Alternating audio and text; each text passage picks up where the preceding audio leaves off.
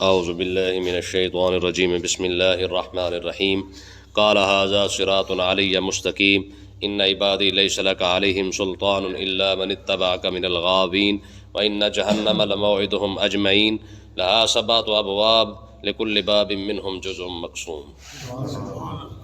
شیطان کی اور اللہ تبارک و تعالیٰ کے درمیان ہونے والی جو گفتگو ہے وہ چل رہی ہے کہ پیچھے اللہ تبارک و تعالیٰ کو شیطان نے کہا تھا کہ میں تیرے بندوں کو گمراہ کر دوں گا، ٹھیک ہے، اور ان کے اعمال کو مزین کر کے دکھاؤں گا۔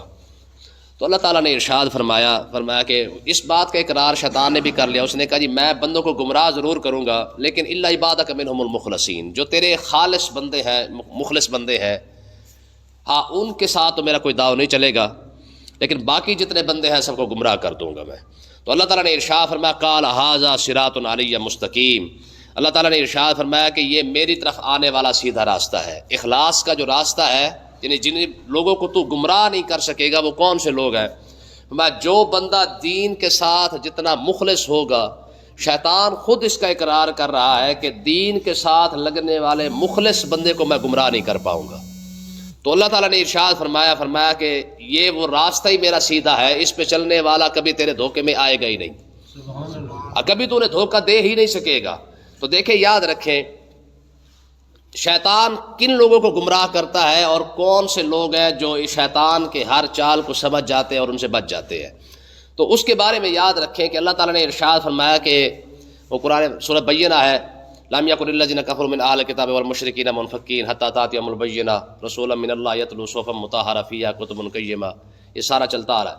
وما امروا الا لیعبدوا اللہ مخلصین لہ الدین، ٹھیک ہے۔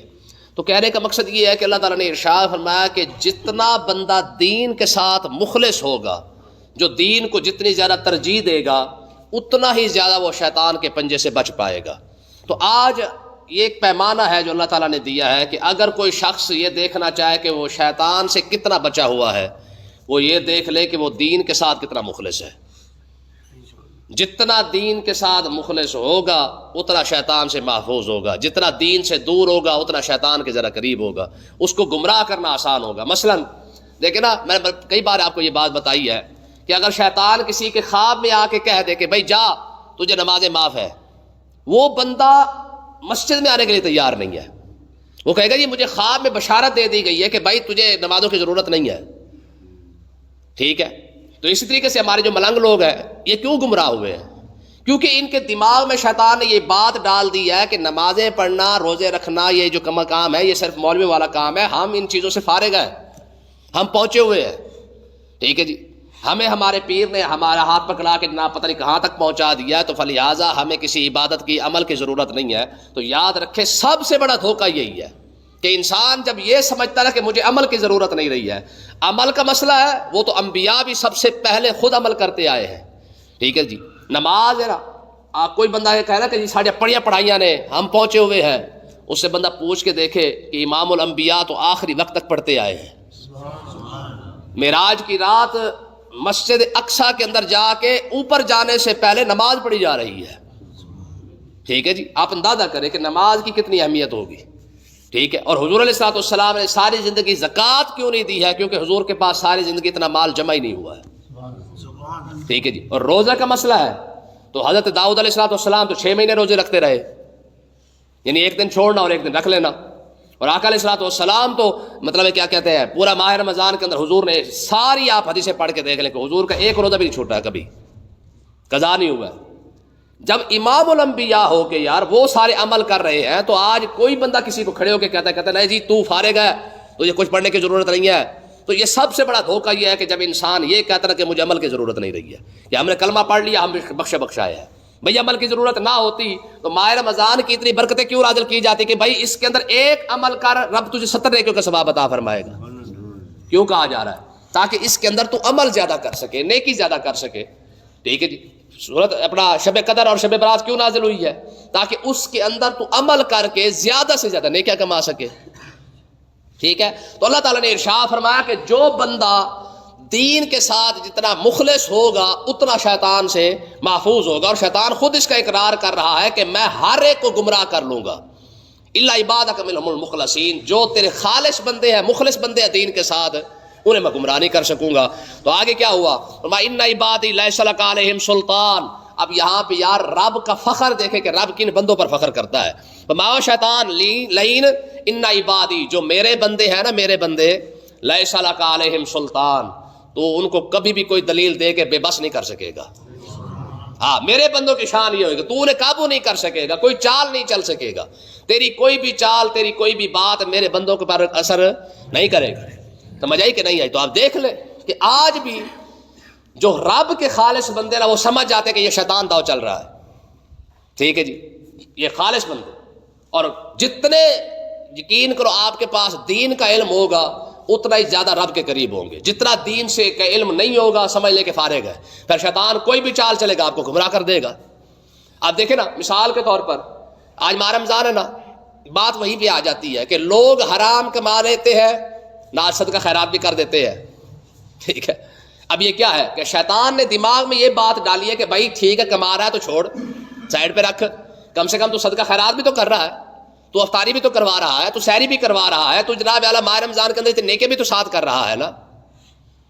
اب بندہ اس بات پہ خوش ہو جاتا ہے کہ یار بات تو باقی ٹھیک ہے۔ اس کا مطلب یہ ہے کہ پورا پھیرا لگا لو، چھری تیز رکھو، ہاں اگر چار کوئی نیکیاں کرنی پڑتے تو ساتھ وہ بھی کر دو، ٹھیک ہے۔ حالانکہ یہ بات نہیں ہے، تو میں آپ کو حقیقت، یہ شیطان کی ورغلائی ہوئی بات ہے، یہ شیطان کی چال ہے کہ بھائی جو کمانا ہے وہ کما لو، ساتھ تھوڑا سا اور نکال بھی دو اللہ کے راہ پہ، ٹھیک ہے جی۔ تو یہ ایک لوگوں کے اندر بڑی بات ہے۔ آج کے دور میں سب سے بڑا مسئلہ یہ ہے کہ لوگ سمجھتے ہیں کہ بھائی کما پورا لو، حرام سارا اکٹھا کر لو، تھوڑا سا اللہ کی راہ میں دے دو تو سارا پاک، ٹھیک ہے۔ تو اللہ تعالیٰ نے ارشاد فرمایا کہ یہ جو تیری چالیں ہیں نا، جس طرح لوگوں کو تو گمراہ کرے گا، فرمایا لیس لک علیہم سلطان، جو میرے بندے ہوں گے تو انہیں کسی چال میں پھنسا نہیں سکے گا۔ ہاں الا من اتبعک من الغاوین، تیرے پیچھے وہ لوگ چلیں گے جو گمراہ لوگ ہوں گے، ٹھیک ہے، تیرے پیچھے صرف وہی لوگ چلیں گے جو گمراہ ہے۔ ہاں، میرا ہدایت والا بندہ کبھی تیرے راستے پر نہیں چلے گا۔ دیکھیں نا جی، اس سے بڑی کوئی گمراہی ہو سکتی ہے کہ انسان 16 سال جو ہے وہ صرف اور صرف انگریزی پڑھتے گزار دے، اور 16 سالوں کے اندر اسے ایک مرتبہ بھی قرآن پڑھنے کی توفیق نہ ہو، ٹھیک ہے۔ حالانکہ اچھا خاصا پتہ ہے نا کہ قبر میں جا کے آپ پی ایچ ڈی ہے، آپ ڈبل پی ایچ ڈی کر جائے، ٹرپل پی ایچ ڈی کر جائے، ایم فل کر جائے، سارا کچھ کر جائے، قبر میں تو قرآن ہی کام آئے گا، ٹھیک ہے جی۔ قبر میں تو تمہارے کام نہیں آ رہا نا، میدان محشر کے اندر تو تمہارے کام نہیں آ رہا نا۔ تو اللہ تعالیٰ نے ارشاد فرمایا کہ بھائی تیرے پیچھے ان لوگوں نے چلنا ہے۔ آج کے ہمارے ماں باپ کا حالات دیکھ لیں کہ بچے کو مسجد بھیجنے کے لیے ان کے پاس ٹائم نہیں ہے، 1000 بہانے موجود ہیں، لیکن اسکول بھیجنے کے لیے ماں پہلے ناشتہ بناتی ہے، ٹھیک ہے جی، اس کی پنٹی شلنی تیار کرتی ہے، اس کے بستے تیار کرتی ہے، اس سے سارا کچھ تیار کرتی ہے، ٹھیک ہے جی، اور بڑا ٹھنا کے بھیج رہی ہے، اس کو پیسہ بھی لگا رہے ہیں، اسکول کا بکھرا ہے، اکیڈمی کا بکھرا ہے، ٹھیک ہے جی۔ دین کل بھی فری تھا، دین آج بھی فری ہے، ٹھیک ہے جی۔ اصحاب صفہ سے لے کر آج تک، اور آج سے لے کر قیامت تک کے لیے دین تو آج بھی فری مل رہا ہے، ٹھیک ہے جی۔ اور پھر دیکھیں کمال کی بات یہ کہ اصحاب صفہ پتہ ہے کون لوگ ہیں؟ یہ وہ لوگ ہیں جو حضور کے مدرسے میں پڑھنے والے قاری ہیں، ٹھیک ہے جی، حضور کے مدرسے کے طالب علم ہے، ٹھیک ہے۔ اور شان ان کی کتنی بڑی ہے کہ آپ اندازہ کر کے دیکھیں کہ یہ وہ لوگ ہیں کہ رب نے پھر ان کو عزت کتنی بڑی عطا فرمائی ہے۔ ان میں سے ایک شاگرد جو ہے حضرت سیدنا ابو ہریرہ رضی اللہ تعالیٰ عنہ ہے۔ جب پڑھتے ہیں تب حال کیا ہے کہ جناب 6 7 دن گزر جاتے ہیں، فاقے ہوتے ہیں، روٹی کھانے کے لیے نہیں ملتی ہے، گھر تک کئی بار بے ہوش ہو جاتے ہیں، لیکن جب پڑھ جاتے ہیں تو پھر اللہ تعالیٰ عزت کتنی بڑی عطا فرماتا ہے حضور کے مدرسے کے طالب علم کو کہ اللہ تعالیٰ اسی مدینے کا پھر اسے گورنر بنا دیتا ہے، ٹھیک ہے جی۔ اصحاب صفہ یہ کون ہے؟ حضرت ابو موسیٰ اشعری کون ہے؟ ابو ذر غفاری کون ہے؟ یہ سارے کون لوگ تھے؟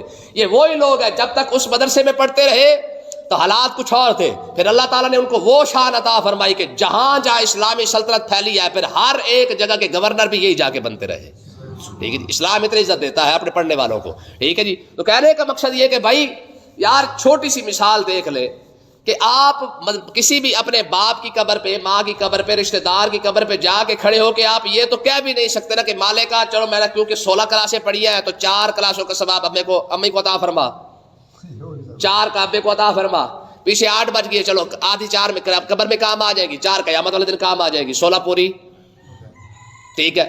ایسا تو نہیں ہو رہا نا۔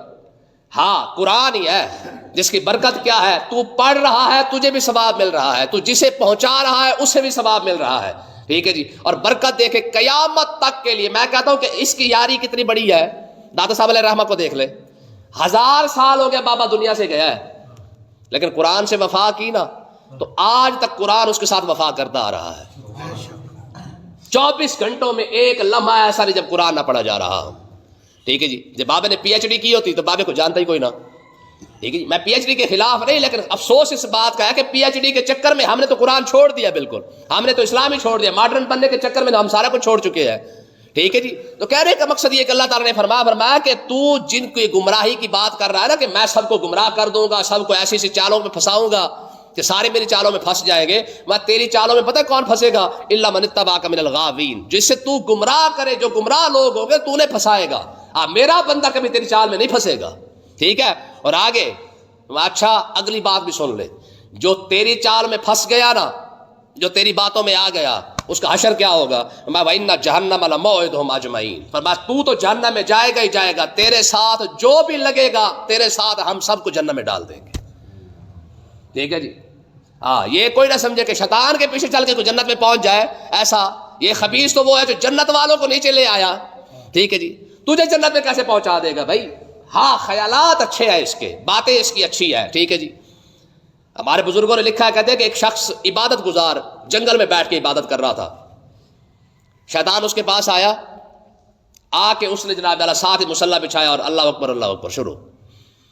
اچھا وہ کیا کرے؟ 2 دن 3 دن 4 دن گزر گئے، مسلسل عبادت ہی عبادت. بندے کو ورغلانے کے لیے محنت کتنی کرتا ہے آپ اندازہ کریں. وہ ساتھ والے بابے نے دیکھا، اس نے کہا بھائی میں یار تھک بھی جاتا ہوں، بیٹھ جاتا ہوں، کھانا کھاتا ہوں، پیشاب کرنے جاتا ہوں، 100 مسئلے مسائل ہیں میرے، تو بھائی کرتا ہی کچھ نہیں ہے. ٹھیک ہے جی. نہ تو کھانا کھائے، نہ تو پانی پیے، نہ تجھے کوئی حاجت قضائے حاجت ہے. وہ تو اس مقام پہ کیسے پہنچا؟ اس نے کہا نہ تو مجھ سے بات کر میرا ٹائم ضائع نہ کر. ٹھیک ہے جی. اللہ اکبر. آپ کو پتا پھر تجسس پیدا ہو جاتا ہے نا بندے کا کہ ایڈا کمال دا بندہ یار گل ہی نہیں کرتا. ٹھیک ہے جی. اس نے پھر سلام پھیرا، اس نے کہا میاں کچھ ہمیں بھی بتا، تو اس مقام پہ کیسے پہنچا؟ وہ ٹائم ضائع نہ کر. اللہ اکبر. ٹھیک ہے جی. اس نے پھر پیر پکڑ لیا، اس نے کہا تیری مہربانی ہولات رکھ، ہمیں بھی کچھ بتاتا جا. ٹھیک ہے جی. اس نے کہا میاں تو اس منزل پہ نہیں پہنچ سکتا، یہ بڑی اوکھی منزل ہے. اس نے کہا وہ کیسے؟ اس نے کہا یار میں اس مقام پہ پہنچا، عبادت کرتے کرتے تھک جاتا ہوں. ٹھیک ہے جی. کھانا کھا لیتا ہوں، پانی پینا پڑتا ہے، آخر بشری تقاضا ہے. ٹھیک ہے جی. میرے اعضاء تھک جاتے ہیں، تو تھکتا ہی کوئی نہیں ہے. اس نے کہا بھائی تیری سمجھ سے باہر ہے یہ بات، یہ منزل پہ تو نہیں پہنچ سکتا. اس نے کہا تو تھوڑا سا تو بتا. اس نے کہا بھی اس منزل پر پہنچنے کے لیے گناہ کرنا پڑتا ہے، اس منزل پر پہنچنے کے لیے گناہ کرنا پڑتا ہے. اس نے کہا استغفر اللہ استغفر اللہ. اس نے کہا میں نے پہلے ہی کہا تھا کہ تو یہاں تک پہنچ ہی نہیں سکتا، تیری سوچ ہی نہیں، تیرا لیول ہی نہیں ملتا ہم سے. ٹھیک ہے. اس نے کہا بھائی پہلے، اس نے کہا چلو یہ کیا بات ہے؟ اس نے کہا بھی سیدھی سی بات ہے، تو گناہ کرے گا، توبہ کرے گا، جب توبہ کرے گا معافی مانگے گا، اللہ تعالیٰ تجھے معافی قبول کر کے پھر تجھے یہ مقام عطا فرما دے گا. یہ سارا دماغ ہمارے آج تک ہمارے ذہن میں پھنسا ہوا ہے کہ نہیں پھنسا ہوا؟ ٹھیک ہے جی. بھائی گناہ کر لو، بعد میں معافی مانگیں گے، جب اللہ معافی قبول کرے گا ہمیں اللہ تعالیٰ پھر اور عزت عطا فرما دے گا. اس نے کہا یار بات تو واقعی ٹھیک ہے بھائی کہ بندہ گناہ کرے بعد میں توبہ کرے، توبہ کرنے کے بعد پھر اللہ تعالیٰ بخش دے گا تو اور رب اور منزل بڑی مقام عطا فرما دے گا. اس نے کہا اب گناہ کیا کروں؟ اس نے کہا بھی 3 ہے، زنا کر لے. اس نے کہا توبہ یہ تو نہیں ہوتا بھائی. اس نے کہا پھر قتل کر لے. اس نے کہا یہ بھی نہیں ہوتا. اس نے کہا پھر ایک ایسا ہے تو اس طرح کر، زنا بھی نہ کر کیونکہ لوگوں کو پتہ چل جائے گا، قتل کرے گا تو ویسے ہی پھنس جائے گا، لوگوں کو پتہ چل جائے گا، شراب پی لے کیونکہ کسی کو پتہ نہیں چلے گا. اس نے کہا ہاں یہ کام ٹھیک ہے. اس نے کہا کہاں سے لاؤ؟ اس نے کہا ہم حاضر ہیں نا جناب پیک بنانے کے لیے. ٹھیک ہے جی. اس نے جناب منٹ مارا، جام لے کے آ گیا. جب لے کے آیا تو اس نے کہا جناب چڑھاؤ. پھر اب 1 چڑھایا، 2 چڑھایا، پوری بوتل ختم. جب شراب کا اثر ہوا تو اس کا نتیجہ کیا نکلا کہ اب ظاہر ہے دماغ جاتا رہا، مست ہو گیا، عقل ختم ہو گئی. نتیجہ اس کا کیا نکلا؟ جیسے ہی وہ مست ہوا تو اس خبیث نے کیا کیا؟ شیطان نے اسے زنا کروایا. زنا کروانے کے بعد اسے پھر کیا کیا؟ جب اس نے زنا کر لیا تو اس نے کہا اب کیا کرو؟ اس نے کہا اس قتل مار اس کو، ورنہ یہ لڑکی تو باہر جا کے بتا دے گی. کیا کیا؟ لڑکی بھی شراب بھی پلا دی، زنا بھی کروا دیا، قتل بھی کروا دیا. جب یہ تینوں کام کروا دیے، کروانے کے بعد اب لوگوں نے ظاہر پکڑا، اب قتل کی بات تھی تو ظاہر لوگوں نے مارا بھی صحیح، تشدد بھی کیا، زنا تھا مسئلہ تھا، وہ بھی حد جاری کرنی تھی، حتیٰ کہ جب لوگوں نے یہ فیصلہ کیا اب اس کو سولی پہ لٹکا دو، جب سولی پہ لٹکانے لگے نا تو شیطان پھر اس کے پاس ہے، اس نے کہا سنا، اب پتہ چلا کہ علم کے بغیر جب تو عبادت کرے گا تو یہ نتیجہ نکلے گا، تجھے پتہ ہی کوئی نہیں میں تجھے کیا کروا رہا ہوں۔ سلطان کا شعر ہے نا، شعر تو مجھے پورا نہیں آتا، وہ ایک فکرہ کہ علم و باج و فقر کماوے کافر مرے دیوانہ ہو، فرمایا علم کے بغیر جو بھی فقیر بنا ہے کفر پہ مرا ہے، اسے پتہ ہی کوئی نہیں ہے۔ بھائی فقیر بننے سے پہلے عالم ہونا ضروری ہے، سمجھ آئی کہ نہیں آئی ہے؟ علم کے بغیر، علم و باج و فقر کماوے کافر مرے دیوانہ ہو، فرمایا علم کے بغیر جو بھی اپنے آپ کو پہنچا ہوا سمجھتا ہے کافر ہو کے مر سکتا ہے، ایمان پر نہیں مرے گا، اسے پتہ ہی کوئی نہیں کہ بچنا کیسے ہے۔ اس نے کہا اب کیا کروں؟ اس نے کہا اگلی بات یہ ہے کہ اگر پھانسی سے بچنا ہے تو کلمے کا انکار کر دے۔ اس نے کہا اب یہاں بھی مجھے پھنسا رہا ہے۔ اس نے کہا بات سن، یہ ساری حدیں جاری ہوتی ہے مسلمان پر، جب تو مسلمان ہی نہیں رہے گا تو کافر ہو جائے گا، کافر ہو جائے گا تو پر حد جاری نہیں ہوگی، جب حد جاری نہیں ہوگی تو جان چھوٹ جائے گی، بعد میں پھر کلمہ پڑھ لینا۔ گال سمجھ آ رہی کوئی نہیں آ رہی؟ سمجھ آئی؟ اس نے کہا بھائی ایسے کر لے، ٹھیک ہے جی، اگر اپنے آپ کو پھانسی سے بچانا ہے تو پھر ایسے کر، سولی سے بچ جائے گا۔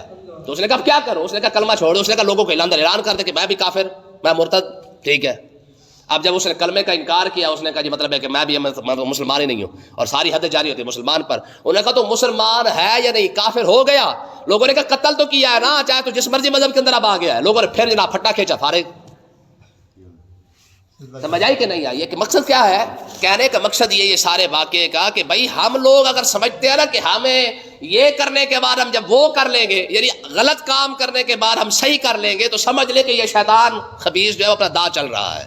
تو اللہ تعالیٰ نے کیا فرمایا؟ میں لہا سبعۃ ابواب، میں ایک تو تیرے ساتھ سارے جہنم میں جائیں گے، اور اگلی بات کیا ہے؟ فرمایا لہا سبعۃ ابواب، فرمایا کہ ہم نے جہنم کے 7 درجے بنا رکھے ہیں۔ کتنے؟ 7 درجے۔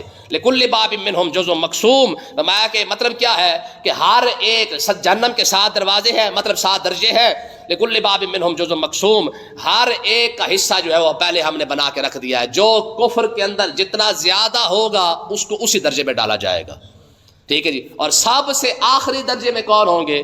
ان المنافقین فی الدرک الاسفل من النار، فرمایا کہ جہنم کے جو 7 درجے اللہ نے بنائے ہیں نا اوپر نیچے کر کے، جو سب سے آخری جو 7واں ہے ان المنافقین فی الدرک الاسفل من النار، اس کے اندر صرف اور صرف منافقین کو ڈالا جائے گا، ٹھیک ہے جی۔ اس سے بعد پھر کافروں کو، پھر یہودیوں کو، پھر عیسائیوں کو، ٹھیک ہے جی، پھر فرعون والوں کو، پھر یہ سارا کا سارا اوپر چلتا آئے گا سلسلہ۔ تو کہنے کا مقصد یہ کہ اللہ تعالیٰ نے ارشاد فرمایا کہ ہم نے جہنم کے 7 درجے بنائے ہیں، اور جو بندہ جتنا گناہ گار ہوگا، جتنا جس کا گناہ زیادہ ہوگا یا کفر زیادہ ہوگا، اسی کو اسی درجے کے اندر پھر ڈالا جائے گا۔ اللہ پاک سمجھنے کی توفیق عطا فرمائے۔